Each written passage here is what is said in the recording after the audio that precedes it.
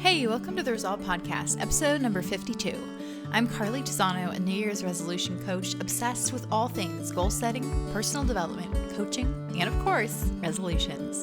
One of my biggest goals is to help you reach yours. I'm here to provide the tools, support, and inspiration you need to reach your goals this year and every year, and to feel supported every day along the way.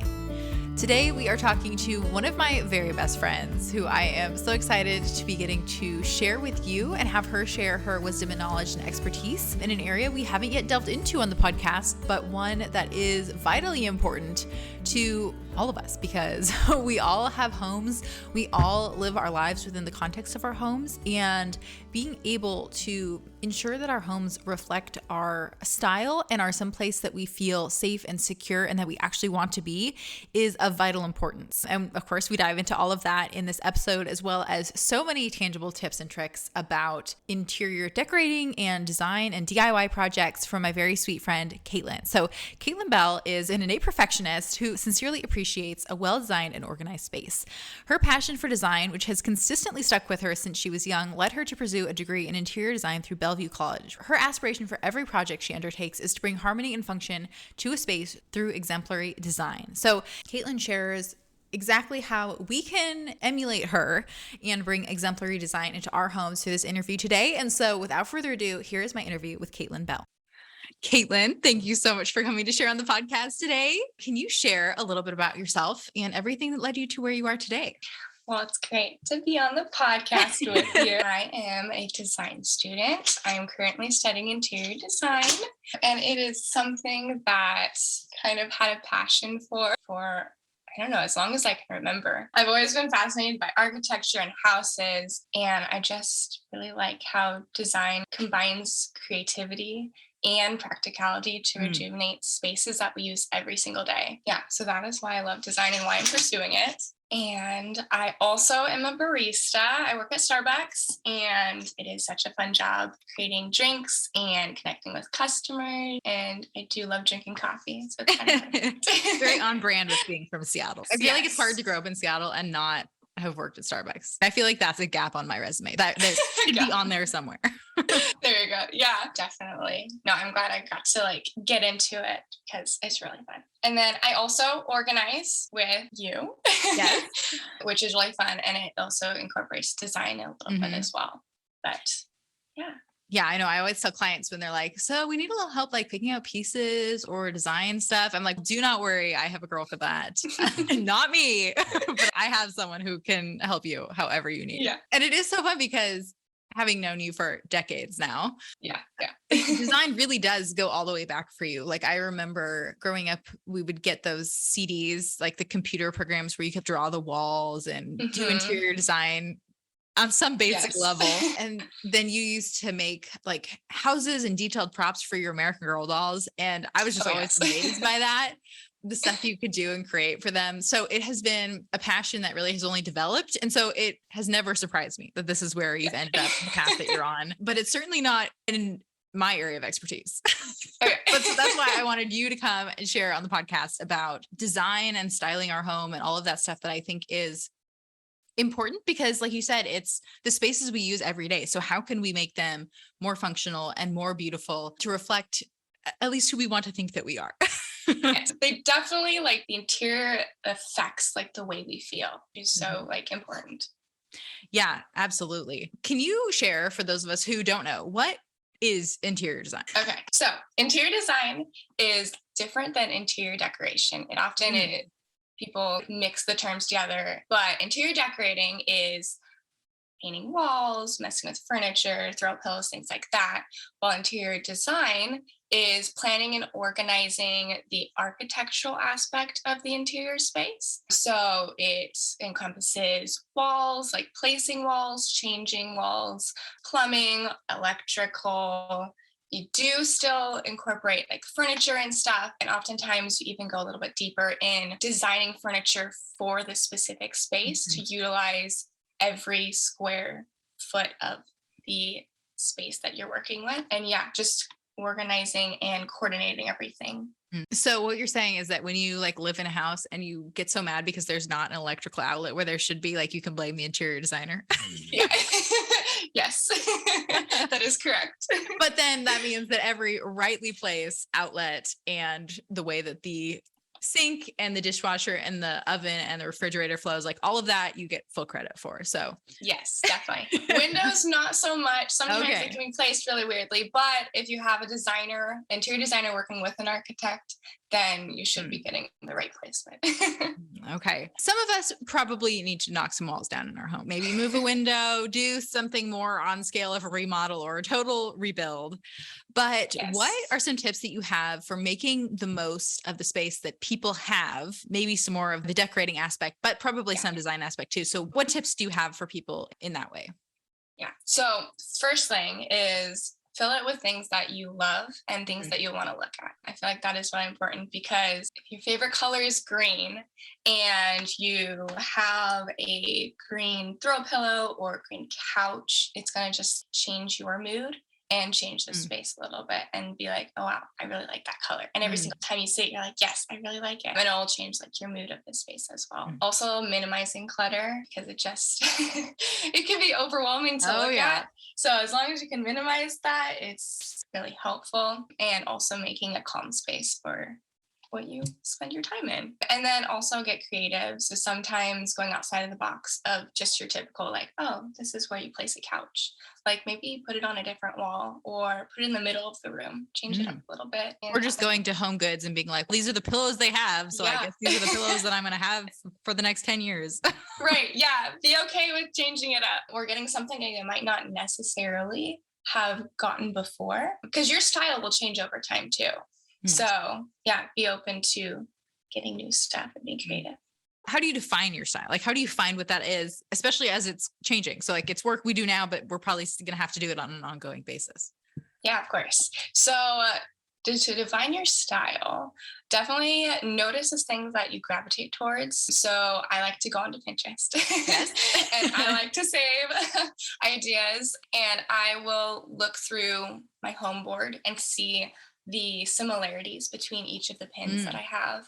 And there's definitely similarities in the current ones that I have saved right now. And then through those, you can see those similarities and determine your style through that. And once you find like connecting elements, then you'll be able to define the style with a name to it. So if you know those names, so like rustic farmhouse or classic traditional or boho, you'll see those elements and then you'll be able to figure out what it is. And sometimes it's a mix of styles.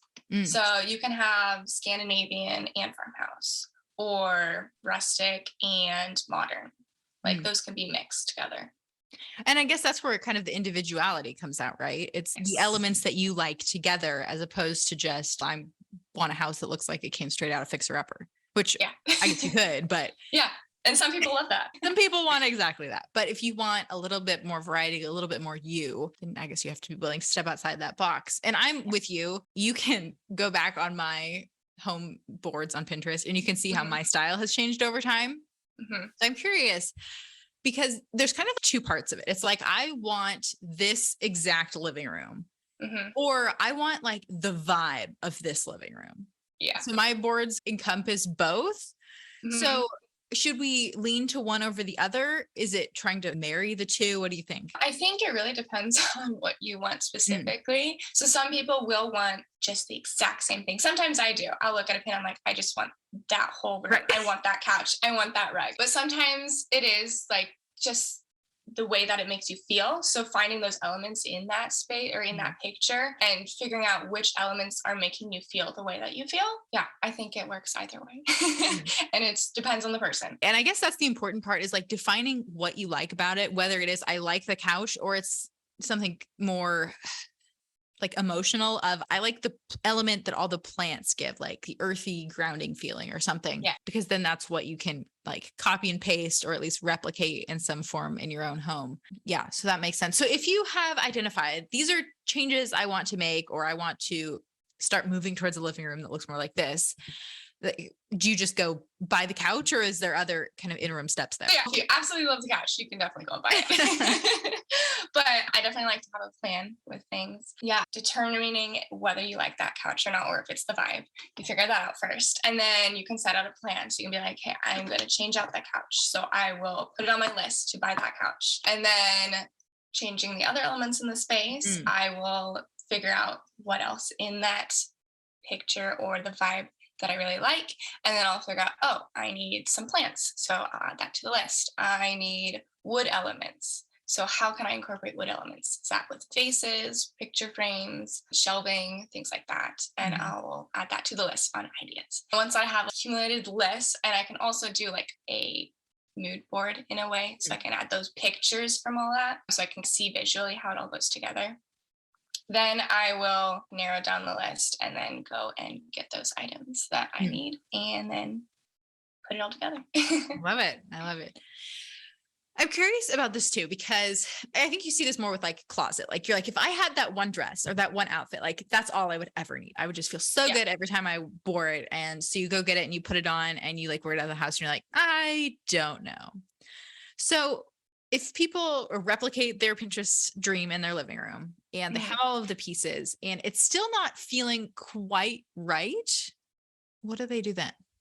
Usually if it's completely replicated, you might not have those like personal details in there. So go through the space and see what's missing. So maybe it's pictures or artwork. Yeah, making it really tailored to you and to what you want, what is you, not just what you saw on Pinterest. Exactly. Yeah. So incorporating those personal details. Usually it's with pictures or artwork. Maybe you have instruments. Ooh, that throw like, blanket your grandma made, or that's what I was just gonna say. A throw blanket. This is what happens when you're friends for a long time. Yeah. Yeah. I think that's really true. And I think there's also that level, like beyond that though, if you just don't feel like at home at in your home, even after you've made sure it really does reflect your style and what you want, like there's deeper level work to do there about your safety and your presence and your security.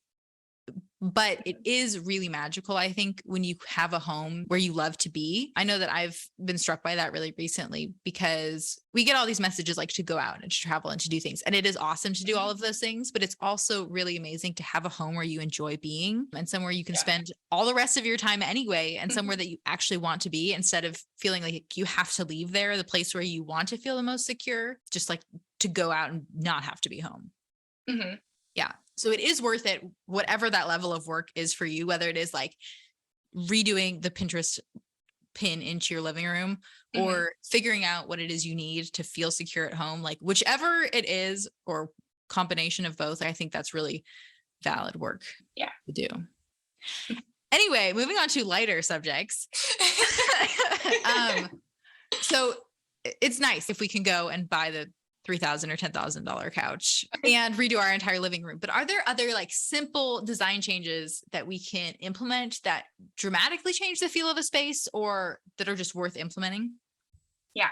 So one would be painting, which I recently did. Okay. Paint can change the feel and the aesthetic of a room instantaneously. And color has a really interesting, almost psychological aspect. Yeah. Because certain colors will promote certain moods or feelings within us. So choosing certain colors for a room, either if it's calming or energetic, can totally like drastically change it. What color did you choose and why? I went from a blue to an off-white because it provides a little bit more flexibility in the space to play with accent colors with pillows and blankets and things like that. And then it's also still a very warm color, which I really like. Yeah. I really wanted to go dark, like a dark green, but then I felt like it would make the room a little too small since the turkey is small. So I went with complete opposite. Yeah. I have seen some of those like dark green bedrooms on Pinterest though. So nice. So cool. Yeah. Yeah. Definitely part of my evolving style. Definitely. Okay. Yeah. Any other simple changes? Yes. Paint is a great. Art on the walls, if it's your own that you've created or something you found on Etsy or Home Goods, something like that. Just throwing it up, they'll add a little bit of color and change things to the space as well. Even a very popular one right now is like baskets or macrame, those kind of things that add like a little bit of softness to the room, but also fills up wall space as well. Yeah, so kind of like the focal point stuff. If you have a room without a focal point, that will make a dramatic change. Definitely. Yes. Yes. Yeah. Also, lighting is very important. It definitely changes the feeling of a room. Especially as winter approaches. Definitely. I prefer lamps over overhead lighting just because it's more of a cozy feeling. And I definitely lean towards cozy when in my own design. But yeah, and then the tone of the light. So if it's a cool toned or warm tone, it will also change the feeling of the room. Yeah, and that's a pretty simple change, like just changing bulbs. Change bulbs. Yeah. It's crazy how different it can be, but very important. And one of my favorite aspects of design, actually. Yeah. And so if you prefer lamps to overhead lighting, I guess that means like more outlets as opposed to like electrical wiring bulbs in your designs, at least. Yes.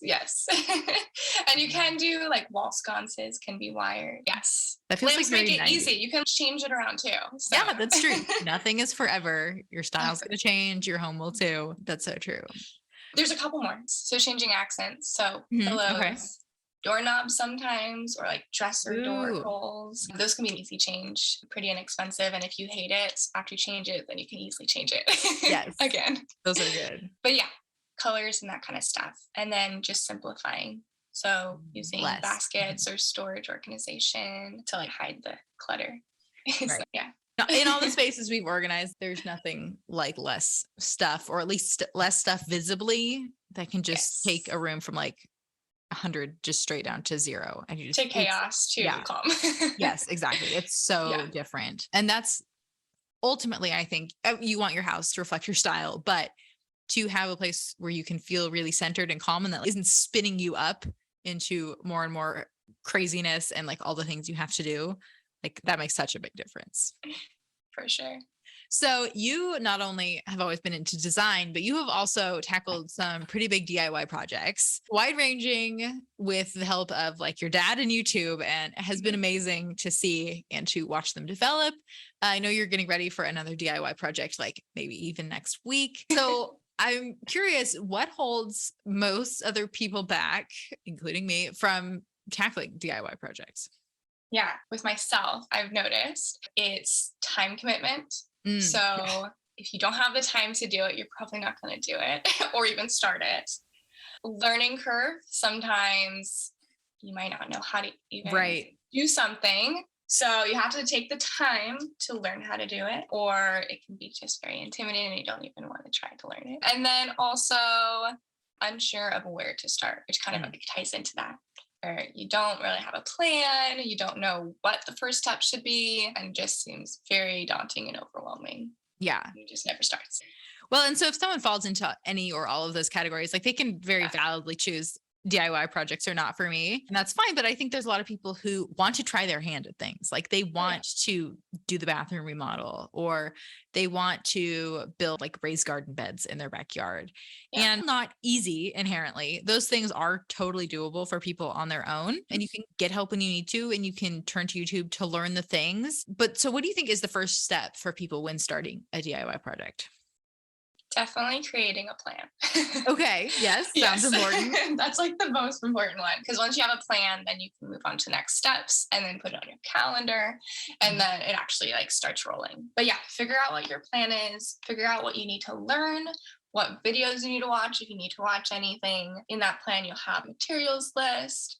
And I think just like knowing every step that you're going to go through before starting it also helps a lot, because you know that you're going to be prepared once you actually start the project, and you're not going to have to like stop to figure something out or go get something that you forgot at the store, which you might have to. And I have learned those mistakes too. But yeah, definitely having a plan helps. And that's a nice first step too, because it's not like you've cut the block of wood and you can't go back now. You can make your plan and decide, this is a bit too ambitious for me. I am not actually going to do this. Or you might complete your plan and be like, I could totally do this. And then the steps are like pretty clearly laid out. You need to do and an estimate of how much time it'll take. I don't think we're ever totally accurate on those things, but a better idea than you would have before you made the plan. But it's the optimal position, I think, to start the DIY project from, or to back out of it. So I think that's a great point.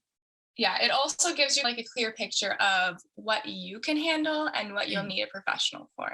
So if you are redoing a bathroom, like I did a couple years ago, there's some things that we didn't really want to mess with, like plumbing. Right. So we had a plumber come in and take care of that because we're not going to learn that. They don't want to mess anything up. That would be bad. That electrical, that kind of stuff. Unless you're trained, which if you are, we will be hiring you. Yeah, we will pay you. Yeah, that's great. Okay. So that ties into the next question. Like we just named some categories of where if you aren't particularly trained in an area and your DIY project includes those elements, you're probably going to want to turn to someone else. But when other times when someone is undertaking a project on their own, when should they turn to a designer or a contractor for help? Yeah, if you're feeling overwhelmed, definitely you can turn to them and be like, hey, I just need a plan. Like I need help figuring this out. They can lay that out for you. And that kind of helps you get a little bit more confidence that you know you can do it. That's true. Because you have that professional guidance a little bit, even though they're not necessarily doing the space for you, but they're giving you those like pointers and like that head start. I love that too, because I think the hardest thing for most of us a lot of times is asking for help.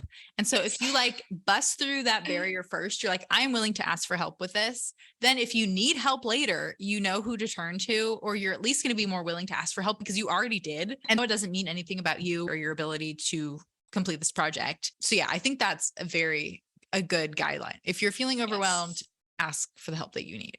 Yes, definitely. Yeah. And then if you view your time as more valuable than the cost of a project, you can definitely turn to the professionals, the contractors, those who can do it way faster than you, and it's worth the money for it. Right. Yeah. Or probably less with contractors unless you're like building a whole home. But if you have a designer who you love their style and the work that they do, like then why wouldn't you hire them? If you want your house to end up looking like something they created, you could replicate it on your own, or you can tap their expertise and success and experience and take full advantage of that. Definitely. Yeah. So good. Okay. And we talked a lot about Pinterest because I know that's a fan favorite between you and me, but are there any other sources of design inspiration that people can or should turn to beyond Pinterest? Beyond Pinterest, that one's hard because I love my Pinterest. Yeah. But yeah, so I got an entire list from one of my professors, but I don't have it in front of me right now. But it is a list of a bunch of design magazines. Some of them you can access online because everything's online these days. But one of the ones that I subscribed to when I first started in school was Interior Design Magazine, and it has a lot of good commercial and home spaces and very unique styles within them. It's fun to look at and be like, oh, that's a really creative idea. I would have never thought of that. Like making a curved wall in the middle of the house. Right. Don't really think of that usually. Yeah. Yeah. Or adding texture to the space through like a slatted wall. I don't know. There's a bunch of crazy ideas in there, but that's really fun to look through. I'm pretty sure you can access it online as well. And then I also really went to Instagram and following designers on there. There's one that I really like her style, Nesting with Grace, that has a very cozy vibe to it. Yeah, I think that's true. Well, and that's where you can get ideas and inspiration and maybe find people to hire too. Exactly. Yes. And you can also message them and be like, hey, like, what are some pointers? Well, and where did you find that couch? Because exactly. Yes. Okay. Exactly. Okay, perfect. We're going to transition into the resolution round and talk about goals and resolutions. And you know how this goes because you're a podcast listener. So do you set goals or resolutions? And if so, what is that process like for you? I do set goals. Yeah. I don't know about resolution. I guess it's similar, but I do set goals throughout the year, just randomly. Yeah. But it usually consists of writing things down that I would rather be doing in the moment of something that I'm doing. I don't really want to be doing because my mind wanders. So yeah, I write it down and then later I can be like, oh, what do I want to do right now? And then I can look at that list. But after having it on a list, then moving it to the calendar is really important for me, because if I don't do that, it's not going to happen. It's just going to be stuck on the wish list. How do you prioritize stuff when putting it on your calendar? If you have a whole list of stuff and you have to fit it in, is there like a metric that you use to decide what goes where? If there's something that has a time limit on it, then I'll put that at the front. So right now I'm working on something at work called Coffee Academy, and it's where you get to learn a little bit more about the sourcing and farming part of coffee, and as well as the craft. So making latte art and things like that. But I have a time limit on that because we're doing activities at work related to it. So I have to get that done by next week. So that is on the top of my list right now to complete. But yeah, and then just figuring out other things is whatever I'm in the mood for at that moment. So I'm like, hey, I really want to learn guitar. I will put that on my list at the very top. Be like, hey, I'm just going to work on it whenever I get a chance. And that's what I did last October. I started it finally after having it hanging on my wall for 5 years. Yeah, I definitely agree with you though. Like the best time to create a to-do list or to come up with things you want to do is try to focus on something else, and then your brain will go crazy. Yeah. Yes. But so is when you have commitments that you're supposed to be doing. Right. But that's a great way to take advantage of that. Like, don't view it necessarily as a bad thing, although you do probably have to like keep focusing and doing the other thing you need to do, but take advantage of that and the insights that gives you into yourself and what you want to do, and then act on those things. Yeah. Right. Yeah. And the nice part of writing it down in the moment is that once you have it written down, then you can take it off your mind and be like, hey, I won't forget about it. It's on paper. I can look at it later. I know that's the worst. It helps with staying on track with things. As your brain is like spinning and you're like, I'm removing these things from circulation, so I have room for this thing I'm supposed to be doing. Yeah. My brain's the same way. Okay. What is the biggest goal or resolution that you've set and completed? Okay, so the biggest goal that I set and completed was starting my coffee critique page at the beginning of this year.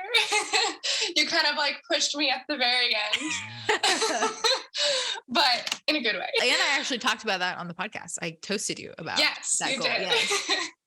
Yes. But yeah, that was probably the biggest thing that I wanted to get started this year. It was an idea that was lingering around for about a year before I actually took action on it. And then December last year, I'm like, okay, I'm going to write a plan. I'm going to get this done by January. And then in January, I got my first post up, and I've been posting ever since. And it hasn't been like every single week or anything like that, but when I get a chance to, I'll post on there. And it's really fun. Yeah. So you're traveling around the county, trying coffee and posting about all the places and the blends that you love, basically. Yes. Finding out my favorite roast in the area, and also cutest coffee shops, because I have to incorporate design into that too. And then her lucky friends like me get to tag along. Yes, it's a fun way to incorporate friends into it too, because it doesn't have to be a solo activity. It can be with people, it can be with one person, it can be with a couple people. And if I can't think of something to do with someone, then it'll be like, hey, let's go try this new coffee shop. Yes. And in the Seattle area, no shortage of coffee shops. Oh yeah, there's plenty over there. That's a whole nother book of possibilities. So I know that you're continuing to work on that as time allows, but what is another goal or goals that you're working on right now? So right now, as I mentioned previously, I am refreshing my room. So I recently painted it, but it has been on my list for a couple months, and I'm finally doing it. I'm like, I have to do it before put it on the calendar. Otherwise, yes, it's on the calendar. If I don't do it before school starts, it's probably not going to happen during school. Yes. It's very consuming. But yeah, so got the first step done. Paint is on the wall. It's dried. And what's the next step? Next step, hopefully, is building a bed frame. I have it diagrammed out. I have a little plan. Next step would be looking at wood and figuring out prices and what all I need for that. But, so DIY meets design right here. Yes. Yeah. We'll see how it goes. Yes. I love it. Yes. Okay. So every week on the podcast, we encourage listeners to resolve to consider something or experiment or take some action. So what would you encourage listeners to resolve to do? So I would encourage listeners to resolve to step out of their comfort zone, whether that is with design or a DIY project. Don't let the unknown hold you back from trying it out, because you learn so much through trying. Even if it's, I'm never going to do that again. Yes. And then you can be like, valid knowledge. Exactly. Yeah. You're like, I won't waste my time on this in the future, or I will hire a contractor or a designer to do that in the future. But it could ignite a passion in you, or That's true. teach you something about yourself or the project you're working on. Yeah, that's a great one. I love it. Okay. And then confetti questions just for fun so that our listeners can get to know you a little bit better. What time do you get up? Okay, it varies with work. It's like all over the place with that. But ideally, if I don't have to get up at a certain time, it is around 8 a.m. is when I like naturally get up. Yes, that's like such a lovely time. And for people who don't know, Starbucks openers have to be there at 4:00 in the morning. Yeah. For and all I'm of not you always opening, early so it's all over the place. Yeah, fortunately. When do you do your best work then? I do my best work. Okay, I had an answer before and then I marked it out and changed it. Okay. So I originally had evening because that's when I do my best creative work, like uninterrupted. But most of the time I am asleep in the evening now. So I moved it to morning because I also get a lot of good work done. As long as it's uninterrupted time, I can get a lot done. Yeah. And either way, that's important too, to acknowledge that flexibility and to be like, I am very creative in the evenings, but I don't have evenings right now. So I'm making mornings work. And then maybe someday in the future, when you don't work at Starbucks, you'll figure out if evenings can work better, if you can maximize those for creativity. But just because you don't have evenings doesn't mean you can't still get stuff done and be creative. Exactly. Yeah. I agree with that. What is the best piece of advice you've been given? You can't wait for things to happen to you. You have to make it happen yourself. Very good and very true. What do you do to rest? I don't know. It's always varying, but the number one thing is ditching my phone. So leaving it on the charger in a different room. As long as it's not next to me or in the same room, I can pretty much just relax. Whatever I'm doing, whether that's watching TV, reading a book, hanging out with a friend. So do you find being on your phone exhausting? Yes. Or like overstimulating? Yeah. Yeah, it's overstimulating. It's interesting how draining it can be. Just having the constant, am I getting a notification? Or why am I not getting notifications? And I think for a lot of us, it's that constant symbol of like more work to do, especially as notifications are coming in. You're like, oh yeah, I need to do that. Or that just got posted, or clients emailing me about that. And that's all good, doing all of that work, but it is really hard to rest. You're right. When we have that constant like beeping, buzzing, vibrating next to us. Yes. Okay. Favorite beverage. I feel like I could guess, but I'll let you answer. I feel like it's always varying, but at the moment for fall, it is chai. Yes. Yes. Always. And favorite TV show. It better not be what I'm thinking of. I think it's on my list, but I won't say it. You can, if you have a list, you can list them all. Okay, I have a couple. Okay. Okay. Okay. So Virgin River. I know you don't like it, but it's so like Hallmark-esque, but not. I don't know. Yeah, you love Hallmark, so I'll give it to you. Yeah. The filming and the videography on it is very aesthetically pleasing and goes with my style, like mountain, like Pacific Northwest. I love it. But if I'm not doing Virgin River, if it's something else, then I really like Frasier. Yes, classic. So Kaitlyn is the friend who made me put Frasier on my list this year and got me started and saw me through. We had so much to talk about as I watched it and loved it, of course. And now I've got her watching Big Bang Theory, which is that is true. I'm watching through that now. Season 3 already. Yes. So. And now that we've seen like news about a potential Frasier reboot that sort of sounds like it's happening, we'll have to be watching that together in the future, whenever it comes out. Okay.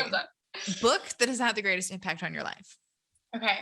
I can't come up with one that has had the greatest impact on my life, but most recent one that I've read that had really good applicable points in it was Find Your People. Like I said, has really good actionable steps and things that you can incorporate into your life in creating those deeper friendships or just connecting with the people around you that's in your everyday life.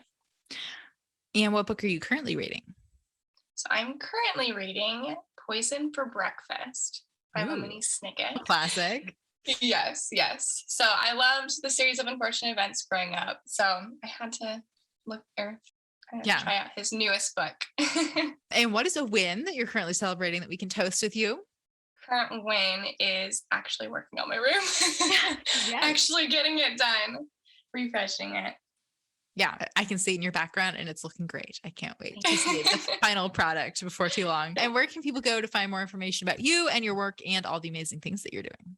Yeah. So if you want to see all the coffee shops that I'm finding, I am Grounded Critique on Instagram. And then if you want to see all of my boards on Pinterest, it's going to be Kaitlyn Bell, and it's KAITLYN.BEL.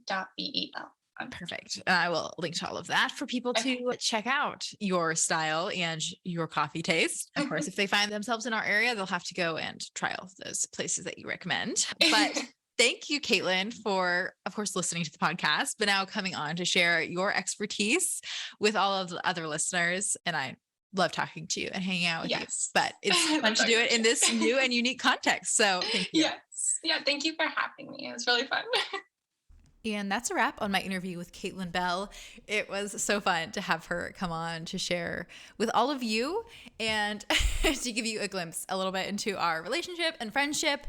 She is someone that I am continually turning to in real life off the podcast for advice and direction as I seek to ensure that my home and spaces reflect me and the life that I want to live. So I'm constantly asking for her advice and opinions, and I'm so grateful to have her as one of those people that I can turn to and ask not only for links, but also for personal advice. And she knows me so well and my evolving style. So she is definitely one of those people who has helped me to bring my vision to life throughout the years. And I'm so excited for all of the projects that I'm sure we will undertake and collaborate on and share with each other in the future. So I hope that you too can find those people in your life or in the great space of the internet who can help you define your style, to live it out, who encourage you to step out of your comfort zone, to try to evolve yourself to the next level, whatever that may be, whether that includes DIY projects or not. But I so appreciated having Kaitlyn come on to share and to have so many important conversations about so many things. And so I hope that you will go and undertake projects, design your space, and maybe just do something that is a little bit outside of your comfort zone. And with that, thanks for tuning in to the Resolve Podcast. You can follow me on Instagram at Carly Desano. I would love to connect with you. Don't forget to rate and review. It really helps other people find the show. And subscribe if you haven't already so that you don't miss another great episode next week. For the show notes or additional support in reaching your goals, check out carlydesano.com. Until next time, here's to all that lies ahead.